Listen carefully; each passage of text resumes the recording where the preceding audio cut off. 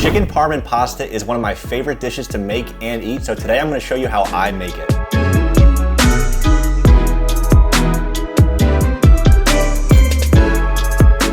Alright, so you can't have chicken parm without pasta, so to make the pasta we're going to make extruded pasta, which is going to come out of the machine here, and that's going to be semolina flour and water. So you're going to get a scale, and you're going to take your semolina flour, and now this is a pretty big batch of pasta that we're making here. So this is going to be about 2,000 grams of semolina flour. Once you have your flour weighed out, we can transfer that to the side and get a separate clean container for your water. And we're going to measure out 600 grams of room temperature water. When it comes to extruded pasta, the best thing you can use are bronze dies. Now, bronze dies, one, they're very heavy, but that's what's gonna give us the best texture on the pasta when it comes out of the machine. When I was thinking about making the chicken parm, I asked a lot of you guys what shape I should use. And to be honest, a lot of you said spaghetti, but I honestly think that rigatoni is the best shape to go with chicken parm. So rigatoni is what we're using today. Now that we have our flour and our water weighed out, we've got our pasta extruder here. If you don't have one of these at home, you can make pasta by hand or you can use dried pasta. This is more of like a commercial piece of equipment, but they do make home models of these if you're actually interested. So we're gonna add our flour into the machine. Close this up, put the safety latch on, and turn it on. And then as the machine is mixing, that's when we're gonna add the water. We'll let this mix for about maybe 4 to 5 minutes to really hydrate the flour, and then we'll start extruding. All right, we're gonna check on our pasta. It still needs maybe another minute or so, and you guys are probably wondering, why aren't you making egg pasta? Well, don't worry, we're gonna do that in the next video, so make sure you press subscribe right now so you don't miss it. All right, now that the dough is fully ready to go, we can turn it to extrude and start extruding out the rigatoni. And as you can see the beautiful texture on this pasta, that's by using the bronze die and the perfect hydration rate. It's gonna give the best possible texture to the pasta so that all that sauce clings on perfectly. Now that we have all of our pasta done, we're gonna let it air dry just a little bit while we get the chicken ready.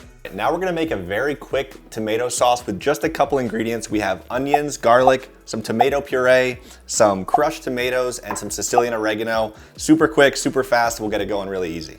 So first we're gonna take half of an onion. We'll cut off just a little bit, but keeping the root intact. And then since we're only doing half the onion, we'll cut it right in half and put the other half aside. And then we'll peel out the outer layer of the onion, and we're gonna finely dice this. Whenever you're dicing an onion, you always wanna have a really sharp knife. I know it sounds crazy, but it's easier to cut and cut cleanly and safely with a sharp knife.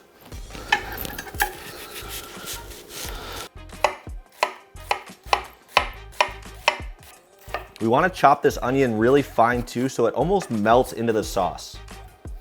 And that's like a nice, beautiful small dice. All right, next we're gonna move into the garlic, and we're gonna take off maybe, I don't know, 2 or 3 cloves. So we've got half an onion so far. We'll do 3 cloves of garlic, and we're gonna mince these super, super fine. Same idea with the onion. Get them almost small enough that they just melt right into the tomatoes. And with the garlic, since we're gonna chop it so fine, I'm not as particular about like nice, even mincing of this. Because to be honest, I'm just gonna kind of go crazy with it with my knife to get it as fine as possible. A nice trick too for getting super, super fine, almost like a paste of a garlic, is adding some kosher salt to the garlic. And that'll help kind of get it down to a paste so it's super fine. Now that we've got our garlic nicely minced, we'll add that to the tray with the onions and we'll get ready to start cooking. Now that we have all of our ingredients prepped, we're gonna get our burner going, little song to play with. Add some oil into the pan, and as the pan gets hot, the oil will get hot, and then we'll add the onions and garlic in. Now that our oil is heated, we're gonna add the onions and garlic in and start sauteing those. We don't really wanna get any color on these, we just wanna sweat them out and get out all those aromatics. Now that our onions and garlic are fully cooked, we're gonna add in the tomato puree and the crushed tomatoes.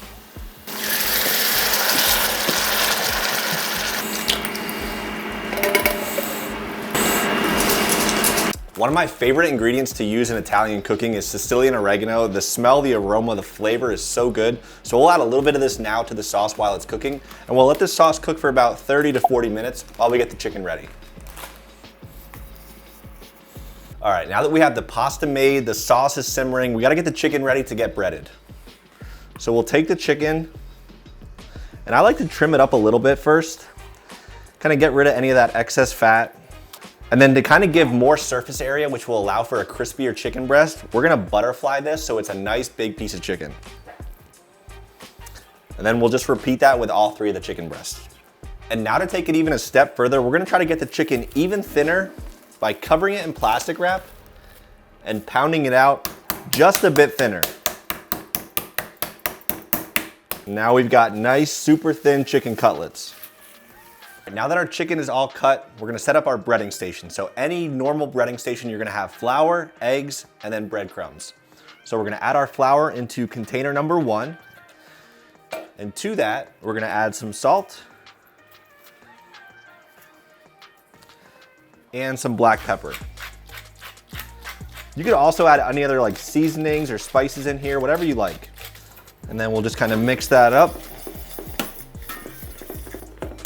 And now our flour is ready. For station number 2, that's where the eggs come in. So we'll go ahead and crack a couple eggs in here. We'll do maybe 3 or 4, should be good. And then we'll take a fork and just mix those up so they're well combined. Okay, now our eggs are good to go. We'll move on to station number 3, which is our breadcrumbs. You can use the like Italian seasoned breadcrumbs. I like to use panko breadcrumbs. Just gets a crispier end product. And to our panko, we're gonna add a good healthy amount of finely grated Parmesan Reggiano cheese. And then same thing, we'll just mix that up. And now you have your standard breading procedure, flour, eggs, and panko, and we're good to start breading the chicken. Before we bread the chicken, I'm gonna go ahead and just lightly season one side of the chicken breast with a little bit of salt and pepper, just to be sure that every layer of this chicken parm is well seasoned. Whenever you're doing any sort of breading of any food, you always wanna have one hand wet and one hand dry.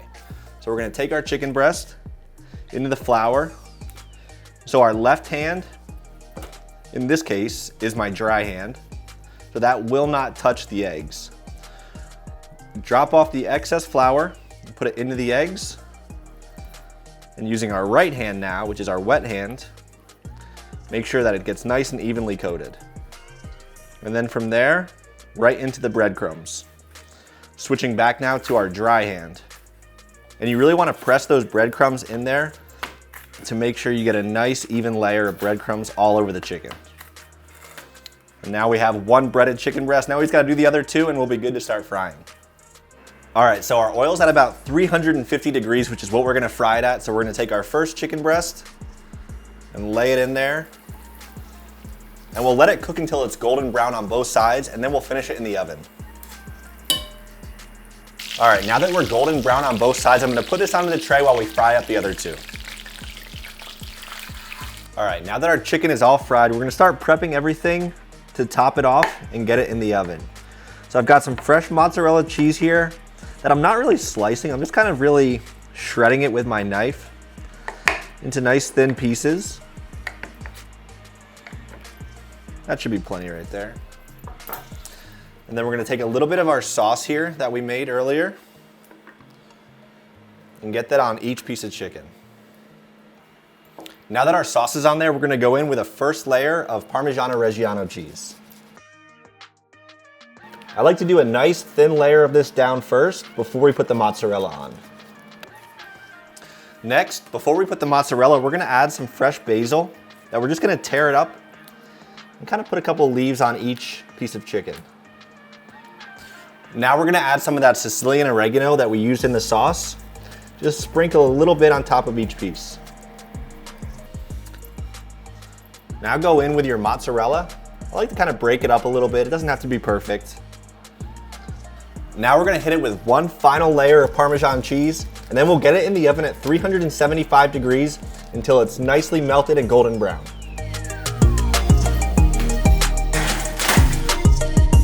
All right, right, now that the chicken is in the oven, we're gonna add some salt to the pasta water. Not like the ocean though, it should taste like a well-seasoned broth. I feel like I'm always saying that, but don't over-season your pasta water. Now we're gonna add some of the rigatonis that we made earlier into the water.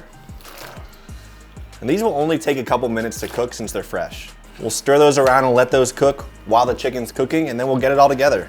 Now that the pasta is done cooking, we're gonna take it out of the water, put it into our sauce, and let it finish cooking in the sauce with a little bit of butter and Parmesan cheese.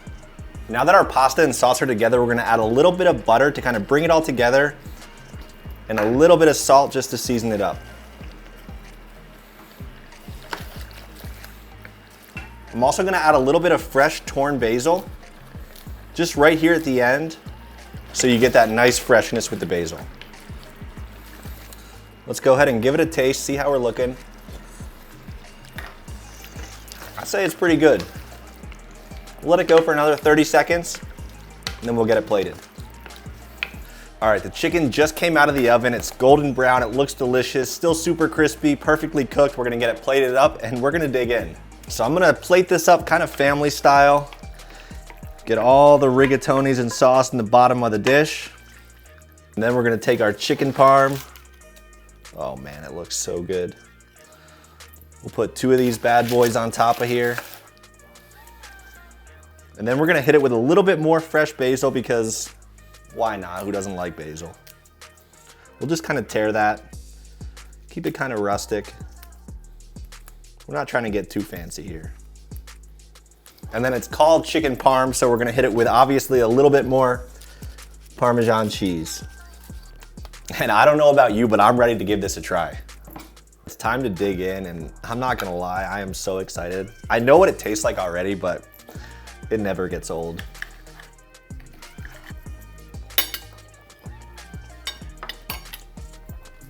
The chicken is perfect. One of my favorite things that I enjoy about this is adding that Parmesan in with the panko.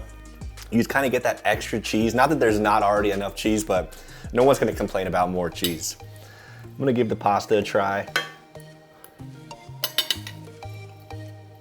If you've never made chicken parm at home, you need to try this out. And whatever you wanna see next, drop it in the comments and maybe I'll make that in the next video.